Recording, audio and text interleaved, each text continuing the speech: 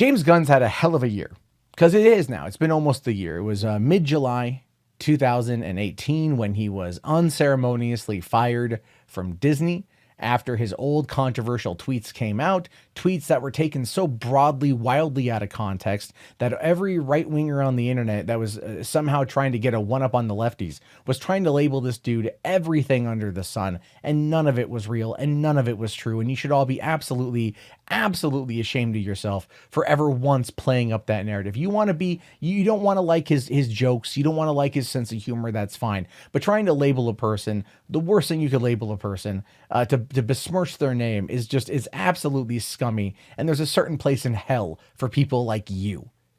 That's my thoughts on that subject, and that's never going to change. But Gunn miraculously came back into the fold. Miraculously, back in March, was rehired by Disney, a move that I always called, by the way. And yeah, I might be a little arrogant on that front. I might be a little arrogant on that one. You know, might be a little bit like, Matt, you're getting a little bit too hoity-toity there, you're getting a little bit too big for your britches. But I called it from the get-go, and I'm glad that it happened. Because Guardians, to me, is the heart and soul of the MCU. Guardians, they have a good story coming off of Endgame that I want to see where it goes, considering how much of a main player Nebula was and how much that film was a main player in Endgame. So I really want to see what James Gunn's going to bring to the table. But, here's the thing. He hasn't really spoken much yet about what happened, about his thought process on it. And he finally did in this interview.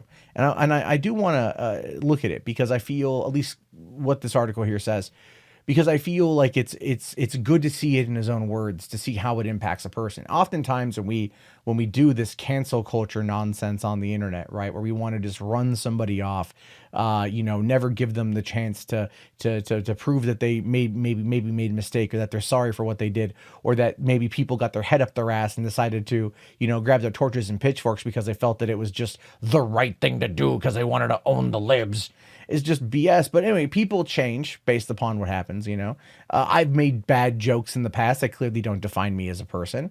And I regret some of those jokes that I have made.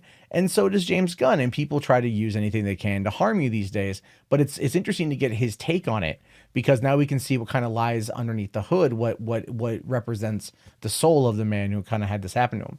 So it says here, last summer, James Gunn was on the top of the world, and then he wasn't. Then Guardians of the Galaxy franchise filmmaker was fired by Disney after offensive joke tweets from his past resurfaced.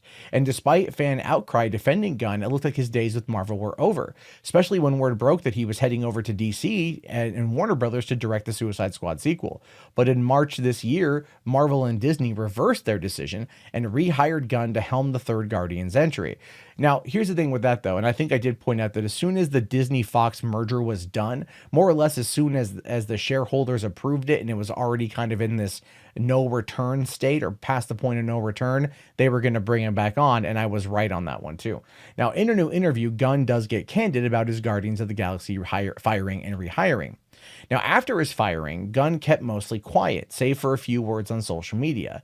Now, in an interview, he's opening up about the experience. He admit that as time passed, he thought there was no chance in hell he'd be asked to return to Disney, saying, "I was writing Suicide Squad and thought of Guardians 3 as being long gone." Now, to kind of pivot off of that point, there was a big push by fans to bring Gunn back into the fold. And then when it was looking like that wasn't going to be the case, it became a big move in order to not so much bring him back into the fold, but use his script, because right before he was fired, he did turn in the very first draft of Guardians 3. And many people, myself included, thought, look, if you're not going to be able to bring him back in, use his script, bring in Taika Waititi to direct it, and go from there. Taika turned it down, Edgar Wright turned it down, and they were very public, very, very public about wanting James Gunn to direct the film. And I think, Hollywood secret-wise, they knew what was going on. I think everyone kind of had this idea, this inkling, this mindset, this thought that he would be brought back in some fashion or another, but they just didn't, they couldn't say anything yet. They couldn't say anything. But the thing is, though, there's fans. I thought fans were going to respond differently, but there's that. Anyway, but Disney's Alan Horn ended up giving Gunn a second chance, something Gunn is grateful for, saying, "I really believe he is a good man, and I think he hired me back because he thought that was the right thing to do. I got a little bit teary-eyed in his office, and then I had to go tell Kevin Feige that I had decided to do Suicide Squad, so that it made me very nervous." So think about that. Think about that. Now, when the news broke that James Gunn was brought in to direct or to write, it was always to write Suicide Squad, and then it was to go direct, was announced later on, but we all knew if he was going to write it, he was clearly going to direct it, right? We knew that. And so then he had to go and tell Kevin Feige that he had decided to do that, which means that they were already planning to bring James Gunn back. We're talking months and months before this whole thing came through. And I remember like Grace Randolph talking about that. She wasn't too happy with it. She still isn't too happy about it. And she can sit and spin, in my opinion, on that particular topic, because this is a win for people. It's a win for actually DC and Marvel, to be fair. It's an absolute win. Now it says, after it's all said and done, Gunn takes full responsibility for the entire experience and never held a grudge against Disney for firing him. And to be fair, he really couldn't, but he says here, "I don't blame anyone, and I feel and have felt bad for a while about some of the ways I spoke publicly, some of the jokes I made, some of the targets of my humor, just the unintentional consequences of not being more compassionate in what I'm putting out there.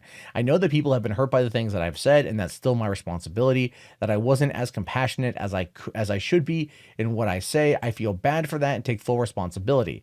Disney totally had the right to fire me. This wasn't a free speech issue. I said something they didn't like, and they completely had the right to fire me. There was never any argument of that." And I do disagree, to be honest with you, because I think he said it years earlier. They knew about it years earlier.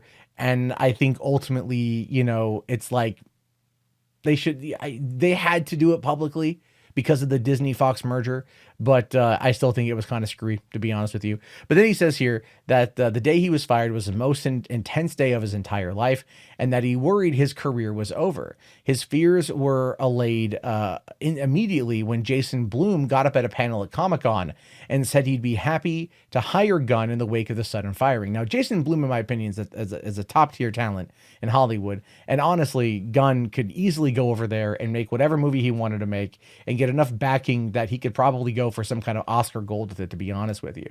But in the studios, he goes, this is where it's interesting, because the studios, this is what we kind of believed was happening, right? A lot of us speculated. We didn't really know, but we speculated that right after he was fired, because it was right at Comic-Con, it was right during Comic-Con. He was not on that panel for Brightburn, but that almost every studio in town is probably calling him up right now. Like, dude, you're a hot commodity. Like, everyone's talking about you. Everyone is talking about you, to hire him and to scoop him up. And he actually confirms that here by saying, "The studios for the most part said, we'd love to have you. They called within the first 2 days, but I didn't believe it." That's the thing I have to be honest about. On some theoretical level, I was like, maybe I do have a future. I'm a fairly logic oriented person, and that helped, but emotionally there was not a whole lot there to hold on to, which is understandable.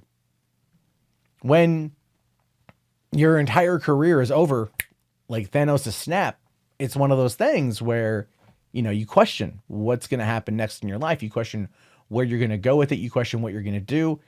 And he, this is a guy that was so hot, so much of a hot property because of this controversy that he could have been hired elsewhere, and he would have been hired elsewhere. But then DC came in and was like, "Hey man, Suicide Squad 2."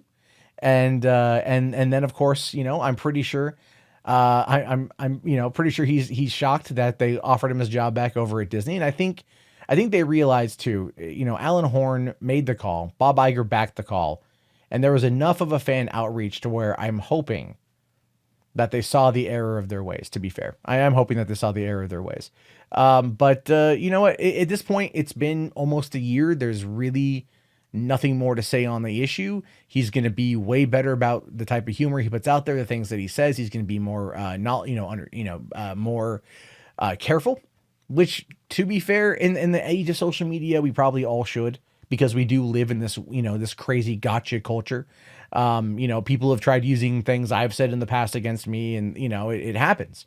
Even when there's context to back up things I said, it doesn't matter. It's a soundbite or it's a clip or it's a tweet. They use it for whatever purposes that they can, and they try to smear you and they try to do all those things. And that is unfortunately the way the world works. And it's a really terrible part of our culture, and one that we should all try to be better than. But you know what? For James Gunn, his life is now back on track. And to be fair, he gets to work on something else that he likes. I mean, he's already said Suicide Squad to him is like writing Dawn of the Dead again. And I love the Dawn of the Dead script. I also love the movie. I love the direction. That's one of my favorite films for horror. And if he's having that much fun writing a script like that, then that's I think we're going to be in for something super special when it finally drops. 2021, 2022? I got really no idea. But either way, I'm glad he's back, and I'm glad he's talking about it, because it does give us a peek behind the curtain as to who the man is. And that's something that allows for more empathy and more sympathy. And I think that does ultimately make us all better.